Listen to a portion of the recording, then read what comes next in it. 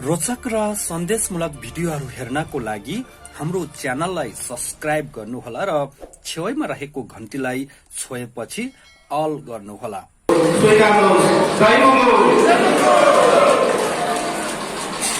Mongol national अर्गनाइजेसनको पश्चिम नेपालको एउटा जुन पछिल्लो समयको एउटा मंगोल मुक्तिको महान यात्रा साथै महान अभियानको पाइलाको रूपमा आज हुँदा करिब 7 वर्ष अगाडि रूपन्देही जिल्लामा स्थापना भएको थियो।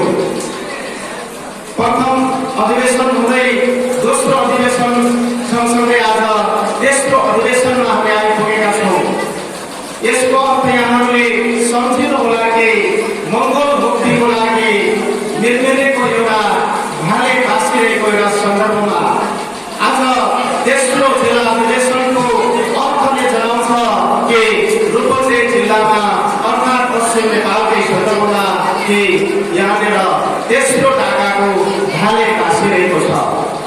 करिब 463 वर्षदेखि यता हिन्दू आर्य ब्राह्मण क्षत्रियहरूले यो देशका 80% हिन्दू बहुभाषी मंगोलहरूलाई अन्धकारको युगमा, अशिक्षितको युगमा, अज्ञानीको युगमा, अन्यायको युगमा पेछिँदै पिरोल्दै सत्य तथ्य के हो आँखा भएर पनि देख्न नसक्ने, कान भएर पनि सुन्न नसक्ने, मुख भएर पनि बोल्न नसक्ने अवस्थामा बनाइएका त्यो 80% हिन्दू बहुभाषी मंगोलहरूलाई डाक्टर गोपाल गुरुङज्यूको जुन मंगोलवाद दर्शनले साँच्चीकै एउटा यो देशका 80% बहुभाषी मंगोलहरूको निमित्त एउटा निर्मिलेको उज्यालो, एउटा सत्य युगको उद्घाटन, सत्य विचारको उद्घाटन, सत्य न्यायको उद्घाटनसँगै साँच्चीकै मंगोल नेशनल अर्गनाइजेसनको चुनाव चिन्हको कुराको भाले यसको अर्थ हो नेपालका 80% हिन्दू बहुभाषी मंगोलहरूलाई हिन्दू आर्य ब्राह्मण क्षत्रियहरूले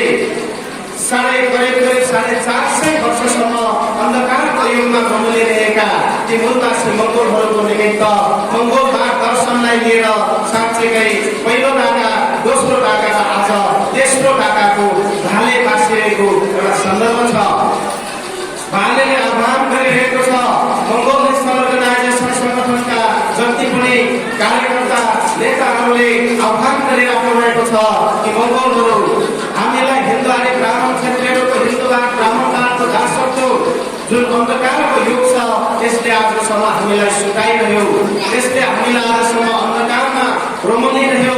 अब हामी बिर्सिनुपर्छ, अब निर्मिलेको उज्यालो भइसक्यो, अब उज्यालो हुँदैछ, अब सत्य युगको उद्घाटन हुँदैछ, अब हाम्रो भावी सन्ततिहरूको भविष्य उज्यालोको निम्ति सुरक्षित र सुनिश्चित भविष्यको निमित्त अगाडि बढ्नुपर्छ।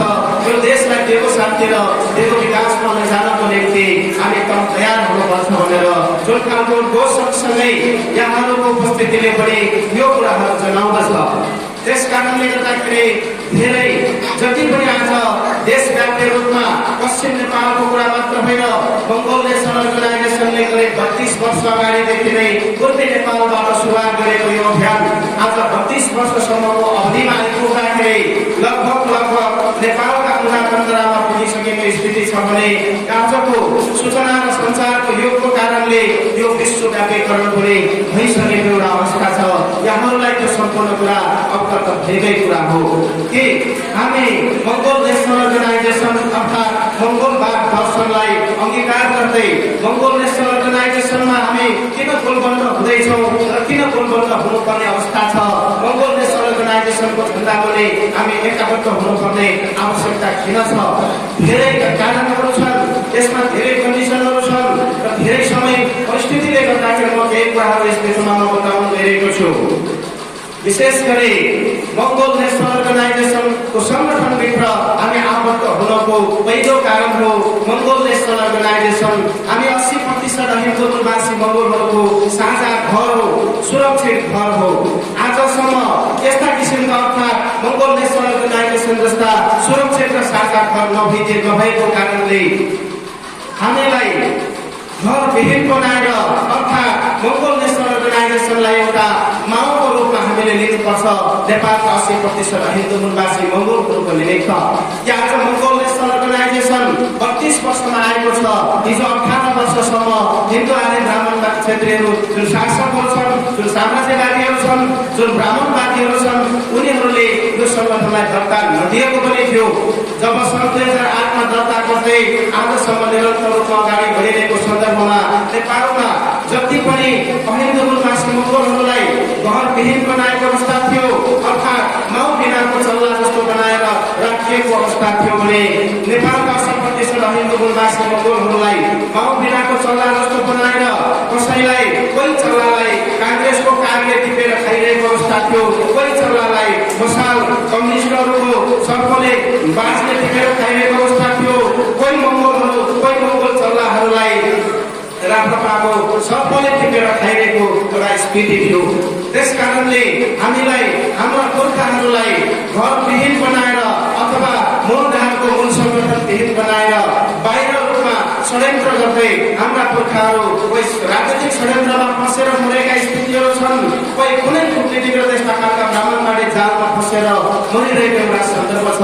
त्यस कारणले आज हामी मङ्गोल नेसनल अर्गनाइजेसनमा आबद्ध हुनुको कारण अरूलाई पनि जो यो बाँकी छ जति पनि 80% हिन्दू मूलवासी मङ्गोलहरूलाई पनि अब साझा घरमा हामीले आह्वान गरिरहेको कारण के छ भने हामी सुरक्षित हुनको निम्ति पनि हो।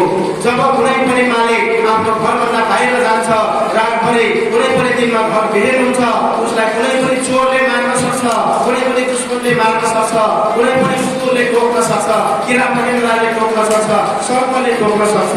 जसरी घरभित्र सुरक्षित भएको मानिसलाई ती सम्पूर्ण गतिविधिबाट आतङ्कबाट सुरक्षित भएको जस्तै नेपालका 80% मूलवासी मङ्गोलहरू पनि जबसम्म मङ्गोल भारत दर्शनलाई अंगीकार गर्दै यो मङ्गोल नेसनल अर्गनाइजेसन साझा घरमा आउन सक्दैन, तबसम्म ब्राह्मणवादी किरा पटेन्द्रहरूले टोकिरहन्छ, ब्राह्मणवादी सर्पले बसिरहन्छ, ब्राह्मणवादी बाघले टिपेर खाइरहेको हुनेछ। त्यस कारणले हामी हाम्रो भावी सन्ततिहरूको सुरक्षाको निमित्त पनि हामीले आज यो संगठनमा आउन जरुरी भएको अवस्था हो। अब एउटा सुरक्षाको सँगसँगै नेपालका 80% अहिन्दू मूलवासी मङ्गोलहरूलाई हिन्दू आर्य जो शासकहरू छ, हिन्दू आर्य ब्राह्मण क्षेत्रीय वैश्य सूत्र भन्ने एउटा नीति लागू गरेर हिन्दू आर्य ब्राह्मण क्षेत्रका पुर्खाहरूले लेखिदिएका ती काल्पनिक महाभारत, रामायण र मनुस्मृति जस्ता हिन्दूका कानुनी रूपमा लेखिएका ती किताबहरू जो आज धर्म भनेर हाम्रा सोझा साझा पुर्खाहरूको सोझा इमान्दारीहरूको मन र मस्तिष्कमा हिन्दू धर्म भनेर हामीलाई फसाएको धेरै प्रमाणहरू आज हामीले फेला पारेका छौँ, फेला पारिसकेको छ, धेरै प्रमाणहरू आइसकेको छ। तर हिन्दू धर्म होइन भनेर इन्डियाको सुप्रिम कोर्टले सर्वोच्च अदालतले सन् 2008मा फैसला गरिसकेको स्थिति छ भने हिन्दूलाई यो ब्राह्मणवादी नीति ब्राह्मण धर्मलाई हिन्दू धर्म भनेर घोषणा गरेको इन्डियाको नागपुरबाट सन् 1928बाट मात्रै हो। यो 100 वर्ष पनि भएको छैन हिन्दूलाई धर्म भनेर प्रचार गरेको ब्राह्मण क्षेत्रीहरूले इन्डिया र नेपालको हकमा। सन् 1928 भन्दा अगाडि यो जुन हिन्दू धर्म भनिरहेका छन् यो ब्राह्मण धर्म हो, यो हिन्दू धर्म होइन भनेर बकाइदाका साथ प्रमाणका साथ किताबहरू धेरै दस्तावेजहरू प्रमाणित भइसकेका छन्। त्यसमध्येमा भारतका एकजना विद्वान बाहुन कुलमा जन्मेका ब्राह्मण आले केदारनाथ पाण्डे, जसको नाम राहुल शास्त्री भनेर चिनिन्छ, उनले एउटा किताब लेखेका छन्, गोल्गा से गोल्गा टक भन्ने किताब लेखेका छन्। ती किताबमा स्पष्ट छ ब्राह्मण क्षेत्रहरूको गोर्खा युरोपको गोल्गा नदीबाट भारतको गङ्गा नदीसम्म कसरी आइपुगे, यहाँ सबै कुराहरू छर्लङ्ग लेख्नुका साथसाथै ब्राह्मण धर्मलाई जो हिन्दू धर्म बनाइयो यो हिन्दू धर्म अर्थात् ब्राह्मण धर्म हिन्दू धर्म होइन, यो ब्राह्मण धर्म हो। ब्राह्मण धर्म भनेको पृथ्वीको एउटा कलंक क्यान्सर रोग जस्तै हो। जबसम्म यो हिन्दूवाद अर्थात् ब्राह्मण धर्मको अन्त्य हुँदैन तबसम्म यो मुलुकमा छुवाछुत अन्याय अत्याचार विवेकको अन्त्य कहिले पनि हुँदैन भनेर उनले किताबका साथ लेखेका छन्। त्यसकारणले यो संगठनका फाउन्डर प्रेसिडेन्ट गोपाल गुरुङ, जसले मङ्गोलवाद दर्शन स्थापना गर्दै नेपालमा लागू गरेका हिन्दूवाद ब्राह्मणवाद जुन रोगको विरुद्धमा जुन औषधिको रूपले निर्माण गरेर उहाँले लेख्नुभएको व्याकरणको पहिलो पंक्तिमा हामी देख्न सक्छौँ 21औं शताब्दी अहिन्दू मूलवासी मङ्गोल मुक्तिको शताब्दी हो। यो अहिन्दू मूलवासी मङ्गोल मुक्ति भन्नाले हामीलाई हिन्दूवादभित्र हामीलाई दासत्व बनाएर राखिएको छ। यसमध्येमा थुप्रै प्रमाणहरू छ। नबोल्दा केही कुरा मात्र म बताउन चाहन्छु कि हिन्दूवादको दासत्वभित्रको कुराहरू। नम्बर 1 मा हिन्दूहरूको कानुन सबैभन्दा पुरानो कानुनको किताबको नाम हो मनुस्मृति।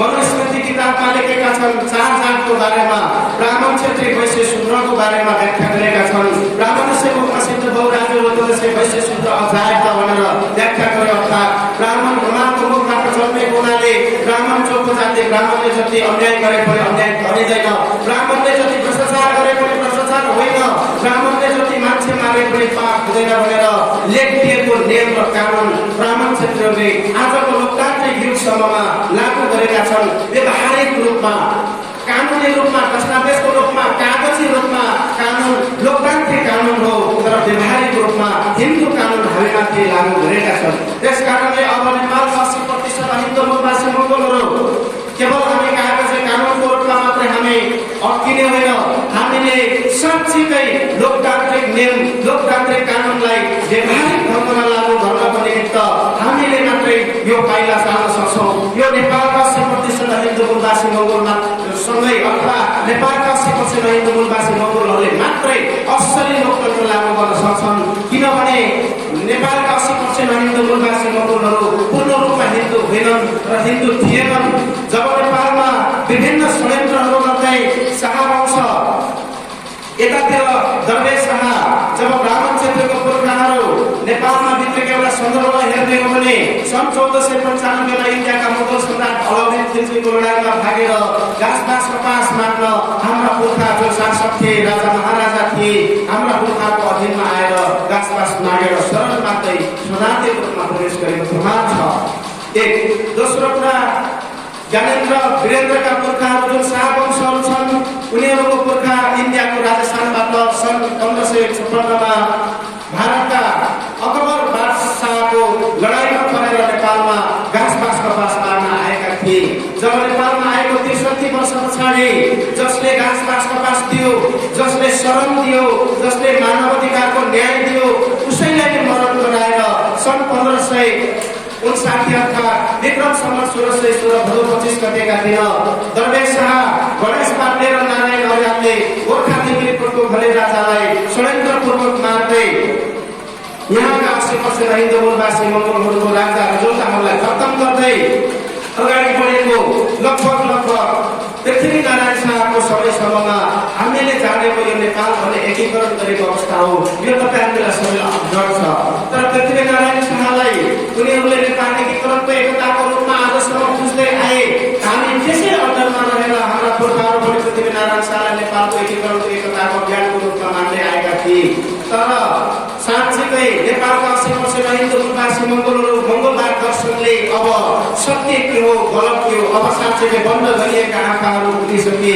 डाक्टर गोपाल गुरुङको दर्शनले बन्द नसुन्ने बनाइएका कानहरू खुलिसके, नबोल्ने बनाइएका जिब्रोहरू अब बोल्न थालिसके, नडुब्ने बनाएका हृदयहरू अब डुब्न थालिसके, नडुब्ने एउटा अचेत पशु जस्तो बनाएका चेतनाहरू अब साँच्चीकै मान्छेको चेतना जस्तो भएर आइसकेको अवस्था छ।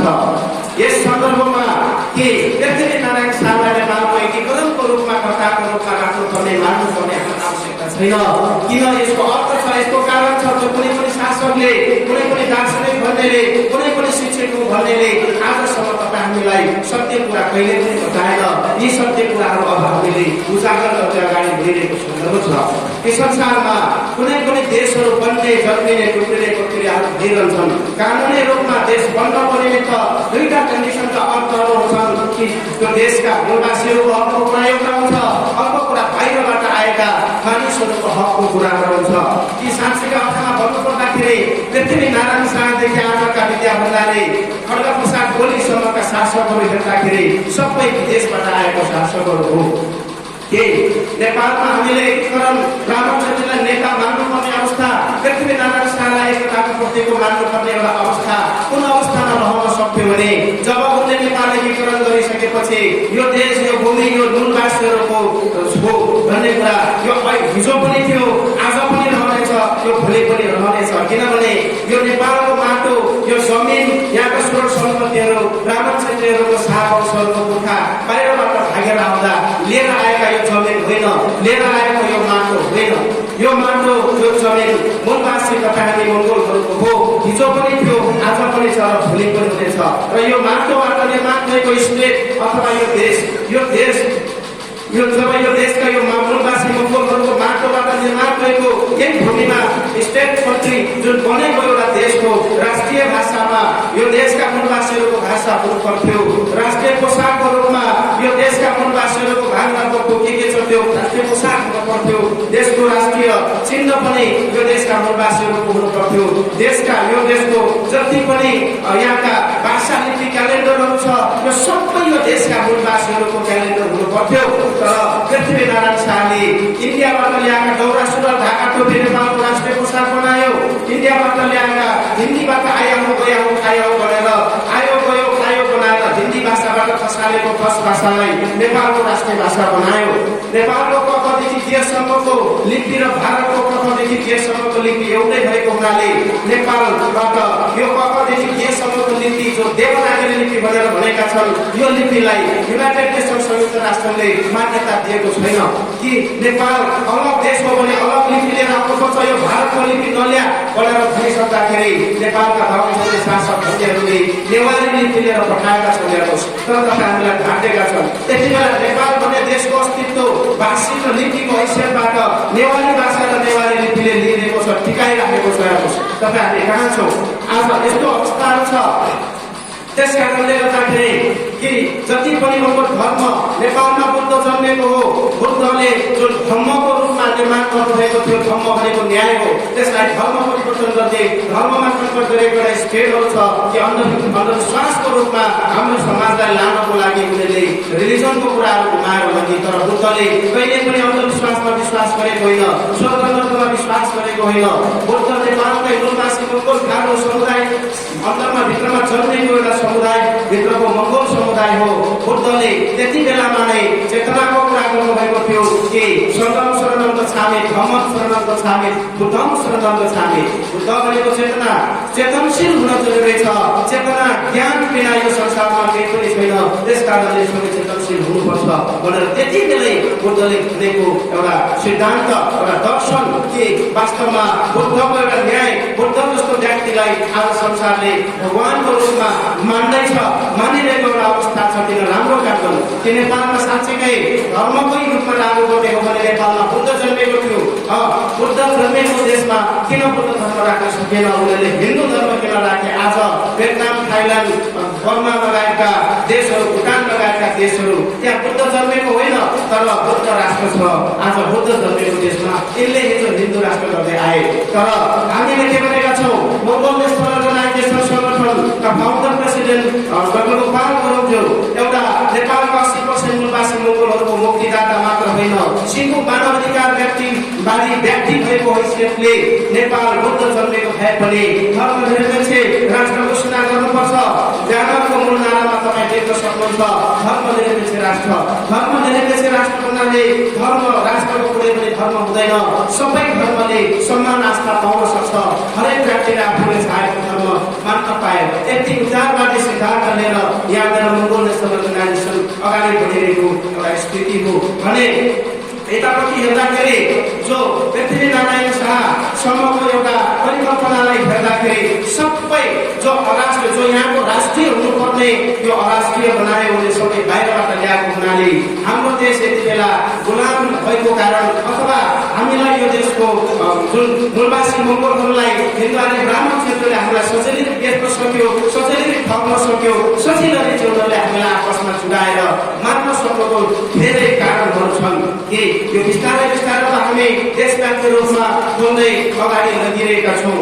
दरवेश शाहबाट पृथ्वीनारायण शाहसम्म आइपुग्दाखेरि र पृथ्वीनारायण शाहको एकताको अभियानमा साँच्चैकै उनी विदेशबाट आएर साम्राज्यवाद नीति लागू गर्यो। त्यो उनीहरूले लागू गरेको कहिले गर्दाखेरि कि उनीहरूले एकाबद्ध रूपमा उनले मात्र यो देश कब्जा गरेको होइन, यो देशका मूलवासी मङ्गोलहरूलाई हतियार बोकाएर उनको काँधमा बन्दुक टेक्साएर आफ्नै देश आफूलाई ध्वस्त गर्न लगाउने एउटा अभियानमा पृथ्वीनारायण शाह बुझिन्छ। कसरी कि नेपाल एकीकरण गर्ने क्रममा कि उसले आफ्नो सैनिक ब्राह्मण क्षेत्रीय सैनिकले नसकेपछि मगर पल्टन भनेर भर्ती खोलेको थियो। मगरलाई चाहिँ भर्ती गराउने पल्टन, गोरखनाथ पल्टन, गुरुङ पल्टनलाई काली बहादुर पल्टन भनेर गुरुङ मगरलाई बेखल गोरु जस्तै नारेर देशभरि जोडेको एउटा स्थिति थियो भने हिजो 10 वर्ष कठिन 10 वर्ष जनयुद्धमा बाबुराम र प्रचण्डले पनि पृथ्वीनारायण शाहको सिको गरेर पश्चिमदेखि मगर गुरुङलाई माओवादी भन्ने नामबाट हतियार उठाएर उनले नेपालमा प्रधानमन्त्री राष्ट्रपति भएर हाम्रा मान्छेहरू कति मारे। पृथ्वीनारायण शाहको अभियान र यिनको अभियान एउटै हो भन्ने कुराहरू हामीले बुझ्न सक्छौँ र यसबाट हामी स्पष्ट हुन सक्छौँ कि त्यस कारणले पृथ्वीनारायण शाह एकताको प्रतीक होइन। पृथ्वीनारायण शाहले जब उनी बर्बाद विराज भए त्यस पछाडि उनले के भने भन्दाखेरि नेपाल असली र सुरक्षित हिन्दुस्तान हो। हिन्दुस्तान कहाँ पर्थ्यो? हिन्दुस्तान इन्डियामा पर्थ्यो। तर नेपाललाई हिन्दुस्तान बनाउनुको अर्थ हो इन्डियाको अधीनमा यो मुलुकलाई लैजानु थियो, इन्डियाको अधीनमा हाम्रो राज बनाउनु थियो, हाम्रो भाषा संस्कार संस्कृति नष्ट गर्नु थियो, सबै इन्डियाबाट आएको कुरालाई यहाँको राष्ट्रियता बनाउनु थियो। जब यो भाषा नेपालमा लागू गरियो तब यहाँ यो देशका मूलवासी मङ्गोलहरूले आफ्नो भाषा मासिदियो। 31,000 टन्ना नीतिहरू जलाएर ध्वस्त गरेको स्थितिहरू थियो। हिन्दुवाद नीति अन्तर्गत के ब्राह्मण क्षेत्रीय वैश्य शूद्र अब म त्यहाँ व्याख्या धेरै गरेन। अन्तिममा गए शूद्रलाई मङ्गोललाई यिनीहरूले शूद्र बनायो, तर शूद्र बनाउनुभन्दा अगाडि मङ्गोललाई अनार्य बनायो। आर्य मङ्गोल निग्रो संसारले वैज्ञानिक उत्पत्तिको आधारमा मङ्गोल आर्य निग्रोलाई आज साँच्चीकै मान्छे भनेर भनेको छ।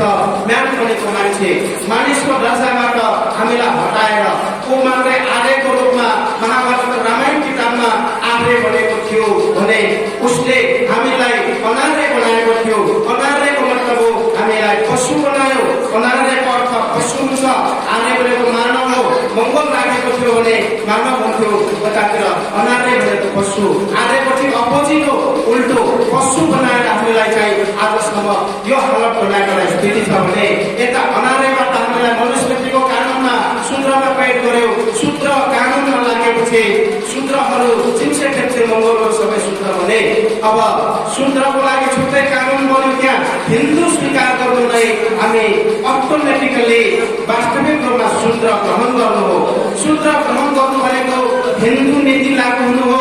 अब हिन्दू नीतिले के भन्दछ भन्दाखेरि शूद्रहरूले ज्ञान आर्जन गर्न पाउँदैन, पढ्न पाउँदैन, कमाउन पाउँदैन, राजनीति गरेर शासक बन्न पाउँदैन भनेर भनेको छ कि शूद्रले पढ्नु पनि पाप हो, शूद्रले कमाउनु पनि पाप हो, शूद्रले राजनीति गर्नु पनि पाप हो। अब शूद्रले यदि राजनीति गर्यो, पढ्यो र कमायो भने यो पाप गरेको ठहरिने छ। पाप घटाउनको लागि पाप गरेको हुनाले उनले त्यो पापको सजाय भोग्नुपर्छ। यो पापको सजाय गरेको मृत्युदण्ड हुनेछ भनेर स्पष्ट लेखेको छ। हेर्नुहोस्, अब कल्पना गर्नुहोस् कि हाम्रा पुर्खाहरू अज्ञानी कसरी भए, अन्जानमा कसरी फसे कि त्यति बेला चाहेर पनि शिक्षा आर्जन गर्दा मृत्युदण्ड भोग्नु पर्थ्यो, चाहेर पनि पैसा कमाउँदा मृत्युदण्ड भोग्नु पर्थ्यो, चाहेर राजनीति नीति नियम र शासक बन्न खोज्दा मृत्युदण्ड भोग्नु पर्थ्यो। मृत्युदण्ड दिने अधिकार कसको हुन्थ्यो भन्दा ब्राह्मणहरूको हुन्थ्यो। तब कति लेखेको छ कि ब्राह्मण संसार भगवानको अधीनमा छ, भगवान मन्त्रको अधीनमा छ र मन्त्र बाहुनको अधीनमा छ। त्यसकारणले बाहुन सर्वेश्वरा हो। बाहुनले शूद्रलाई मार्न पाउँछ भनेर भनेको छ, तर उनलाई मारेको पाप लाग्छ कि लाग्दैन? तब कति व्याख्या गरेको छ काका सूत्र अत्याचारित व्रत भनेको कि शूद्रलाई मार्नु र शूद्र मान्छे मार्नु र काटेर फुटेर भ्याकुटा सर्प मार्नु एउटै हो भनेर राखिसकेपछि हाम्रो हालत बेहालत हुँदै एकदमै अवस्था नाजुक हुँदै साँच्चै आज हामी ढुङ्गा माटो किरा फुटेर सोसर भएर बाँच्नु पर्ने मर्नु पर्ने एउटा स्थिति भएको छ। आदरणीय आमा दाजुभाइ दिदीबहिनीहरू, हामीले गम्भीर रूपले सोच्नु पर्ने, गम्भीर रूपले ध्यान गर्नुपर्ने, ध्यान केन्द्रित हुनुपर्ने र सोच्नु पर्ने बेला आइसकेको छ। उसले के भन्छ, बाहुनले मिठो भाषण गर्ला, उसले के गर्ला, रमाइलो होला, के होला, त्यो आफ्नो ठाउँमा छ। तर अब हामीले म को हो, मेरो इतिहास के थियो, वास्तविक कुरा के हो, यो कुरा बुझ्न जरुरी छ। जबसम्म हामी सचेत ढङ्गले यो कामहरू अगाडि बढाउँदैनौँ तबसम्म चाहिँ हामी र हाम्रो सन्ततिहरू प्रभाव हुने एउटा स्थितिमा छ। समय यही बेला समय हो कि अब हामीले नगरेर कसले गर्ने, अहिले नगरेर यो कहिले गर्ने। त्यस कारणले गर्दा यो बडो गम्भीर अवस्थामा हामी छौँ कि अहिले गर्नुपर्ने समय अहिले नगरेर कहिले गर्नेको मतलब हो कि आज नेपालमा लोकतन्त्र आएको छ। लोकतन्त्र डाक्टर गोपाल गुरुङले प्राणको बाजी थापेर लोकतन्त्रको लागि भद्रकोट जेलमा बस्नु भएको छ 3 वर्ष। लोकतन्त्र डाक्टर गोपाल गुरुङले प्राणको बाजी थापेर ल्याउनु भएको यो लोकतन्त्र भएपछि मात्रै होला हामीले आफूले आफू भन्न पाइरहेका छौँ, आफूले दुख्यो भन्न पाइरहेका छौँ, आफूले आँचो भन्न पाइरहेका छौँ, आफूले आयो भन्न पाइरहेका छौँ, मेरो कहाँ हो, मेरो मान्छे को हो भन्न पाइरहेका छौँ, वास्तविक शत्रु को हो भन्न पाइरहेका छौँ, मेरो मित्र को हो भनेर हामी पाइरहेका छौँ। यो लोकतन्त्रको कारणले गर्दा हो। त्यस कारणले नेपालमा मूलवासी मङ्गोलहरूलाई अब रोक्ने एक मात्र विकल्प हो बाहुन क्षेत्र घाटमा लोकतन्त्र खतम गर्नु मात्र विकल्प हो। अब लोकतन्त्रलाई खतम गर्नको लागि ब्राह्मण क्षेत्रीहरूले संसार सर्वदर्शन गरिरहेको एउटा अवस्था थियो हिजोको दिनसम्म। किनभने संसारमा अब दुईटा शक्ति छ, एउटा लोकतन्त्रवादी शक्ति छ संसारमा, एउटा लोकतन्त्रको विपरीत शक्ति छ। चाहे विपरीत शक्ति भनेको चाहे कम्युनिस्ट नीति होस्, चाहे राणा शासन होस्, चाहे हिटलर शासन होस्, चाहे राजतन्त्र होस्, त्यो सबै नामको एकतन्त्रीय तानाशाही सिस्टम भनेको लोकतन्त्रको विपरीत शक्ति हो। त्यसकारणले अन्तर्राष्ट्रिय जगतसँग नेपालका हिन्दू आर्य ब्राह्मण क्षेत्रीहरूले एकतन्त्रीय तानाशाहबाट हामीलाई नष्ट गर्दै आइरहेको स्थिति हो। कि पृथ्वीनारायण शाहदेखि लिएर तपाईँको जङ्गबहादुर राणासम्म एकतन्त्र शासन थियो। जङ्गबहादुर राणाले पनि 104 वर्ष एकतन्त्रीय शासन लागू गरेको थियो भने जब काङ्ग्रेसको स्थापना भयो भारतको कलकत्तामा 2003 सालमा सेतो काङ्ग्रेस काठो काङ्ग्रेस बनाएर यहाँका राणा शासन हटाउने कि नेपालमा सबै प्रजातन्त्र अथवा लोकतन्त्रको एउटा प्रादुर्भाव गर्ने डेमोक्रेटिक सिस्टम लागू गर्ने भनेर ल्याएको हुनाले ल्याइरहेको एउटा अवस्था थियो। तर ब्राह्मण क्षेत्रीय नेताहरूले जतिसुकै क्रान्तिकारी भाषण गरे तापनि, जतिसुकै वैज्ञानिक समाजवादका कुरा गरे तापनि, जतिसुकै प्रगतिशील विचारधाराका कुरा गरे तापनि उनको नीति भनेको कोही उनका पुर्खाले बनाइएका हिन्दू आर्य ब्राह्मण क्षेत्रीहरूको जुन किसिमको ग्रन्थ छ, जुन महाभारत रामायण मनुस्मृति छ, हो व्यवहारमा त्यही लागू गर्ने। किनभने उनले जनै लगाउँछ, उनले बिहान त्यही वेद पढ्छ, उनले जन्मदेखि मृत्युसम्म उसले त्यही ग्रन्थबाट गर्ने हुनाले उनको जति नयाँ विचारहरू छ त्यो हिन्दूवाद ब्राह्मणवाद भन्ने जुन विचारले खाइदिन्छ, त्यसैले गर्दा उनले त्यो लागू गर्नुपर्ने एउटा स्थिति आयो। काङ्ग्रेसको साँच्चै त्यो खालको क्रान्तिले नेपालका 80% हिन्दू मूलवासी मङ्गोलहरू बिउजिरहेको एउटा स्थितिले ब्राह्मण क्षेत्रलाई टाउको दुख्यो कि अब कसरी रोक्ने, यो सूत्र खतम, अब अगाडि जान थाल्यो, अब यसलाई रोक्ने विकल्प के भनेर यिनीहरूले 2012 सालमा रामबहादुर दीक्षितको नेतृत्वमा भलो कुराको नमुना भन्ने किताब लेखेका छन्। त्यो भलो कुराको नमुना भनेको ब्राह्मण क्षेत्रहरूको भलो कसरी गर्न सकिन्छ, अर्थात् यो देशका मूलवासी मङ्गोलहरूलाई कसरी रोक्न सकिन्छ, कसरी तल पार्न सकिन्छ, कसरी दास बनाउन सकिन्छ, कसरी पशु जस्तै बनाउन सकिन्छ भनेर रामबहादुर दीक्षितको नेतृत्वमा लेखेको भलो कुराको नमुनाले प्रश्न पार्दछ कि यो देश बाहुन क्षेत्रको होइन भनेर स्पष्ट लेखेको छ। त्यो किताबमा लेखेको छ कि यो देश भनेको मङ्गोल मूलवासीको, तर उनले मूलवासी मङ्गोल भनेर भनेन, उनले हामीलाई घृणात्मक शैलीबाट एकदम असभ्य शैलीबाट भनेको छ कि यो देश भनेको जङ्गलीहरूको, मुस्लिमहरूको, पाखीहरूको, पर्वतीयहरूको, ढाक्रे डोक्रे कर्पणीहरूको हो। राखिदेऊ भगवान यिनीहरूलाई यसै गरी यिनीहरू सुन्ने हाम्रा श्रीपुरी कहाँ जाला, मन्त्रीमण्डल चुन्दा बाहुन क्षेत्रीय हुने जुन मनपाले कतै बोल्नु भनेर 2012 सालमा रामबहादुर दीक्षितले जसले नीति बनाउँछ, जसले नियम चलाउँछ उसलाई सल्लाह सुझाव दिएको थियो। र यो सूत्रहरू माथि निस्क्यो भने कता हुन्छ कि हाम्रा श्रीपुरी खत्तम हुन्छ कि यो भूमि हाम्रो होइन भने हामी कहाँ जाने, कसरी बस्ने भनेर उनीहरूको भनिरहेको छ। त्यस कारणले हेर्नुहोस्, तपाईँ हामीले आजसम्म भने तपाईँहरूले अर्थात् ब्राह्मण क्षेत्रीले हामीलाई न्याय दिन्छ, ब्राह्मण क्षेत्रीले यो देश बनाउँछ, ब्राह्मण क्षेत्रीले हाम्रो छोराछोरीलाई चाहिँ राम्ररी हेर्छ भनेर तपाईँले आशा र विश्वास गरिराख्नु भएको छ भने लेखेर राख्नुहोस्। हेर्नुहोस्, तपाईँ भ्रममा हुनुहुन्छ, उनले कहिल्यै पनि त्यो दिनेवाला छैन। किन उनले स्पष्ट बनाइसके कि गर्ने भएको भए आजसम्म गर्थ्यो नि। काङ्ग्रेसमा हाम्रो मान्छे कति लागे, कम्युनिस्टमा हाम्रो मान्छे कति लागे, राप्रपामा हाम्रो मान्छे कति लागे, राजाकै गुणगान गाएर हाम्रो मान्छे कति लागे। तर आज हेर्नुहोस्, आदिवासी जनजाति दलित जस्तो शब्द, घृणात्मक शब्दबाट हाम्रा पुर्खा बाहिरबाट आएको बनाएर संवैधानिक रूपमा हामीलाई हाम्रो सन्ततिलाई यो मुलुकबाट लखेट्नको लागि तयारी गरेको एउटा स्थिति छ।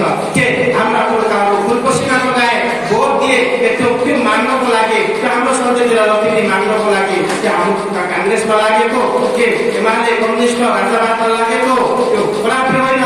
धोका दिएको उनीहरूले हाम्रा पुर्खाहरू सोझा साझा के गर्देला कि होला कि हुन्छ कि भनेर गइरहेको एउटा स्थिति थियो। तर आज धोका पाइसकेपछि अब हामी विश्वास गर्ने दिन भए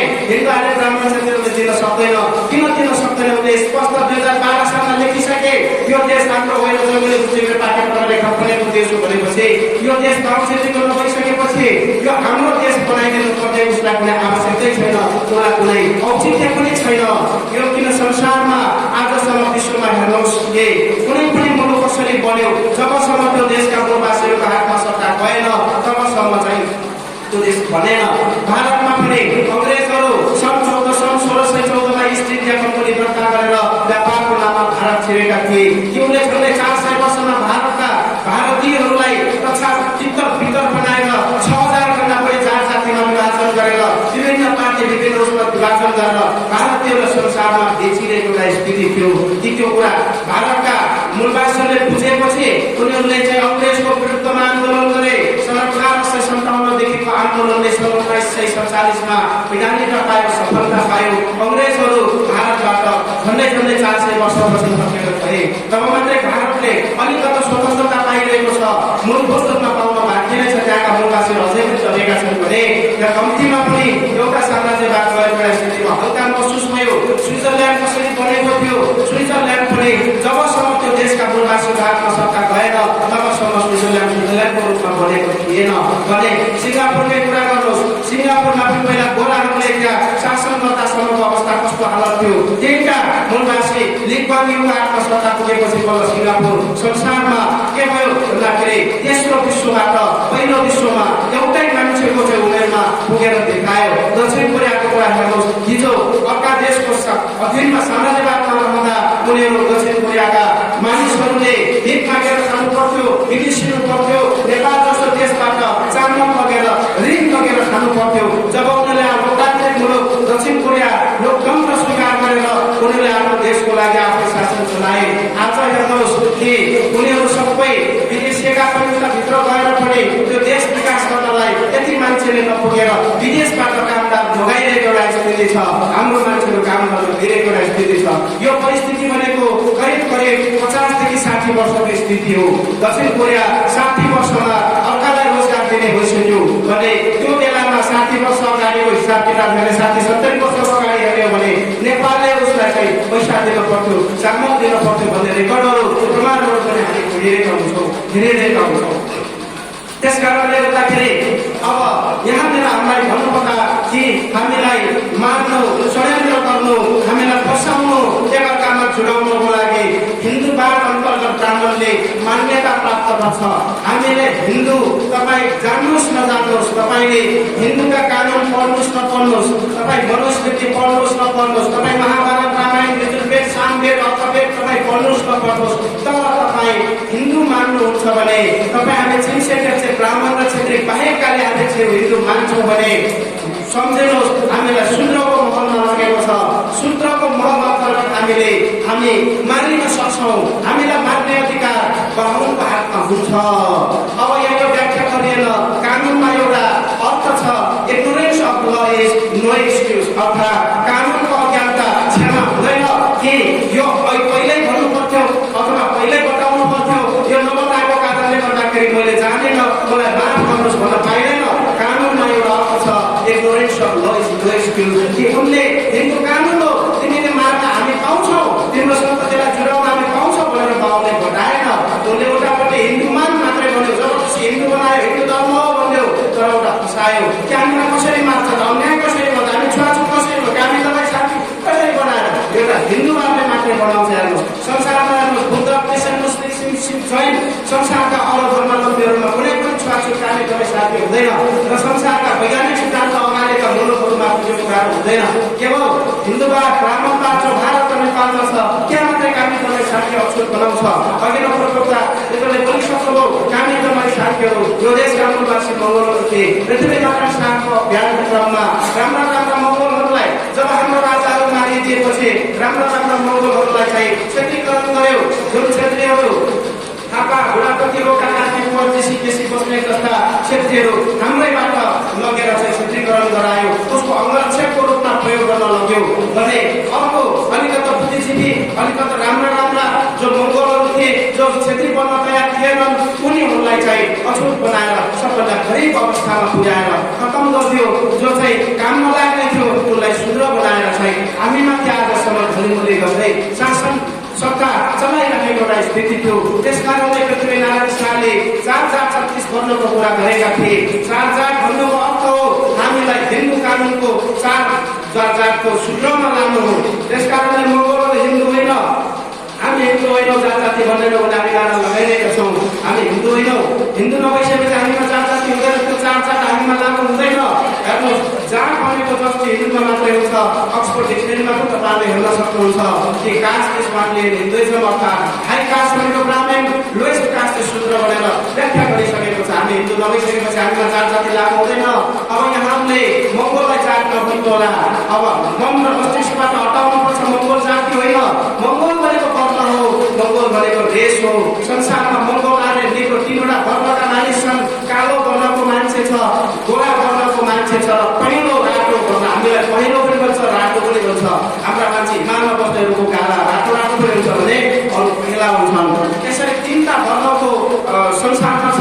3टा वर्णलाई विश्व मानव अधिकारले समान हैसियत, समान अधिकार, समान अवसर, समान हिसाबले मानव अधिकार दिनुपर्छ भनेर संयुक्त राष्ट्र सङ्घका ठुला नीतिहरू आइसकेका छन्, मानव अधिकारवादीहरू आइसकेका छन्। तर नेपालमा नेत्रो छैन। नेत्रोको कुरा नगर्दा पनि हुन्छ। तर नेपालमा 2टा समुदाय, आर्य र मङ्गोलको समुदाय मध्येमा ब्राह्मण क्षेत्रीय आर्य। हिजो महाभारत किताबमा पनि आर्यको आन्दोलन 1000 वर्ष अगाडिको कुरा हो। 47 सालको संविधानको धारा 27 को धारा 1 मा पनि हिन्दू आर्य लेखेका थिए। तर आज नेपाल हिन्दू राष्ट्र नरहेपछि हिन्दूको ठाउँमा उनले खस भनेर लेखेका छन्। आज यो संविधान देशको मूल कानुन हो। संविधानको धारा 84 को धारा 2 मा स्पष्ट रूपमा लेखेका छन् खस आर्य। हिन्दूको ठाउँमा खस लेखे तर आफ्नो अस्तित्व आर्य अथवा आफ्नो वर्ण आर्य छ। उनले कहिले पनि मेटाएनन्। उनले स्पष्ट रूपमा लेखे स्पष्टीकरणमा भनेको छ यस उपधाराको प्रयोजनको लागि मसाले बनाले क्षेत्रीय ब्राह्मण खत्तरी सन्यासी समुदाय सम्झिनुपर्छ। यसको अर्थ हो अरू मान्छे होइनन्, अरूहरूले जति पनि ब्राह्मण क्षेत्री बाहेक अथवा ब्राह्मण क्षेत्री खत्तरी दस्तामी भनेको छ। खत्तरी दस्तामी र गिरिपुरी सन्यासी पनि मूलवासी मङ्गोल हो। तर उनीहरूले अहिले बुझिरहेका छैनन् असली रूपमा ब्राह्मण क्षेत्री मात्रै आर्य क्षेत्रीभित्र मात्रै 8% क्षेत्री मङ्गोलबाट गएका हुन्। यो कुरा हामीले बुझ्नुपर्छ। अब यहाँ यो कानुनको अनुसार ब्राह्मण क्षेत्री दस्तामी खत्तरी गिरिपुरी सन्यासीलाई मात्रै मान्छे बनाएको छ यो कानुनले। वैधानिक रूपले मान्छे बनेको त्यति मात्रै हो। अरू बाँकी जति पनि हामीलाई जाति बनाएको छ उनलाई मङ्गोल भनेर सम्बोधन गरेन। हामीलाई के भन्यो तपाईँलाई के आदिवासी जनजाति, मधेसी, मुस्लिम, अल्पसङ्ख्यक, सीमान्तकृत भनेर हामीलाई के बनायो?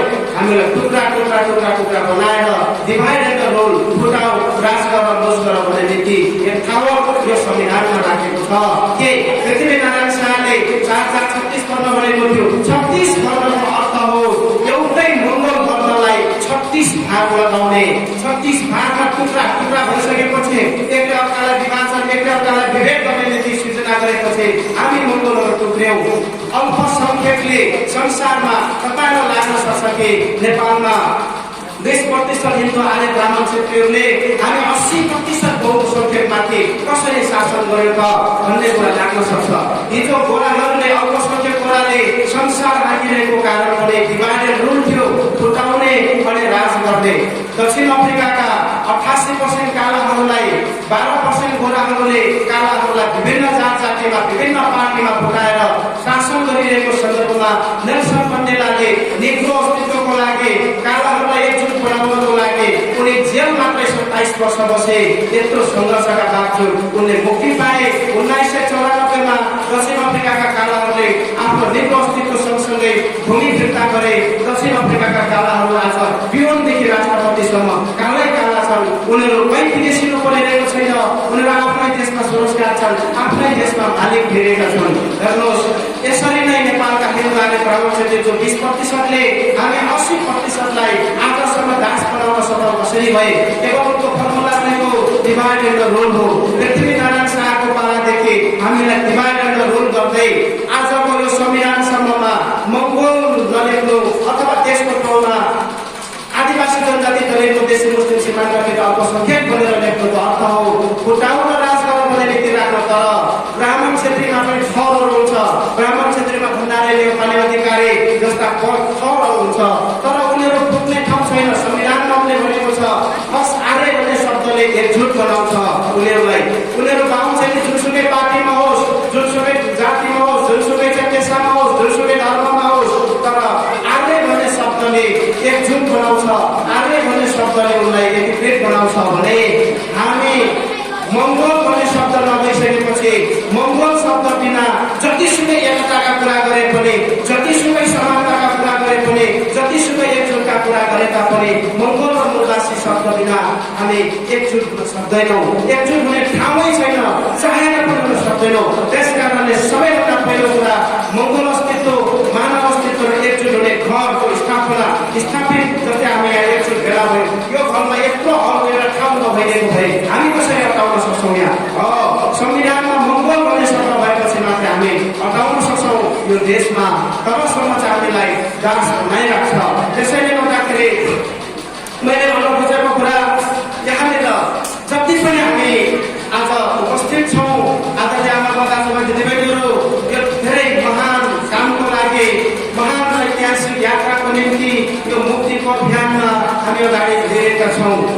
लाग्न सक्छ धेरै यति बेला कि कम्तीमा पनि मैले भन्न खोजेको कुरा यहाँ बाहुन क्षेत्रीहरूको भाषणमा गएको भए, बाहुन क्षेत्रीहरूको पार्टीमा बाहुन क्षेत्रको कुरा सुन्न गएको भए यो सत्य कुरा त सुन्ने कुरै छैन कि हामी गलत गन्तव्यमा हामी हिँडिरहेका हुन्छौँ, गलत यात्रा हामी हिँडिरहेका हुन्छौँ। आज तपाईँ जो घाम त्यसरी गर्मीका बावजुद पनि तपाईँले आफ्नो अतिव्यस्त समयलाई ताप्दै राख्दै यहाँ आउनु भएको छ। यो धेरै महत्त्वपूर्ण हो। हामी सही गन्तव्य छानेका छौँ, सही यात्रा हामी गरिरहेका छौँ। तपाईँको यो 2-3 घण्टाको समयले साँच्चै यो देशका 80% मूलवासी मङ्गोलहरू मानिस बन्नेछन्। मूलवासी मङ्गोलहरूको कारण 80% सन्ततिहरू सुरक्षित हुनेछन्। यो देशले दिगो शान्ति दिगो विकास पाउनेछ। यो यसको निम्ति यहाँको समय हो। त्यसैले गर्दाखेरि यहाँले एकदमै धैर्यताका साथ धेरै मनन गरेर चाहिँ सुनिदिनु भएको छ। यो धेरै राम्रो कुराको चाहिँ अगाडि बढिरहेको छ।